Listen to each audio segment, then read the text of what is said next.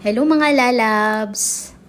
Nagluto kami ng homemade fish ball or yung bola-bola. Ayan, una namin ginawa, blender muna namin yung mga ingredients. Dahil wala kaming automatic blender, ayan, yung blender na dihila na lang po.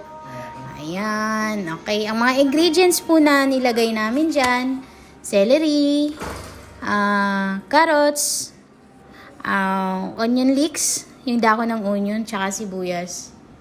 Ayan, nilagay na namin yung aming blender. So, fish na bidbid. Bidbid na fish yan dahil malambot daw, masarap daw yan sabi nila. Naglagay na kami ng kalamansi, ayan, itlog.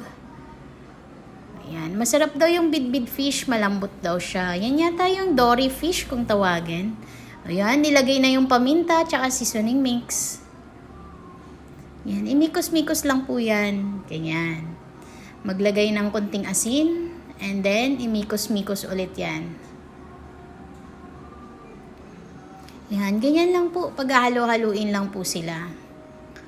Ayan, ayun na. Pag ready na yung ating minikos-mikos na bola-bola, ayan, ibilog-bilog natin siya and then iprito.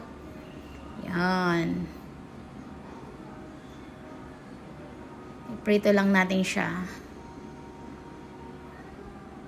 Ayun o, masarap po yan pang merienda, di kaya pang ulam. Pagka nagkukwentuhan kayo, tas wala kayong maisip na ulam, merienda, pwede nyo na pong lutuin yan. Masarap din po yan. Subukan nyo po. Ayun na siya o, nag-light brown na. Pwede rin po yan pang sahog sa gulay. Or yung mga soup. Masarap din siya. Ayun na, iprito na natin lahat. Diba? Kunting bidbid lang, marami yung nagawa namin dyan. Bidbid ang tawag nila dyan sa fish na yan sa Pampanga. Kapampangan. Di ko alam sa Tagalog. Tsaka sa Bisaya. Ayan na, charap. Yummy, yummy. Thank you for watching.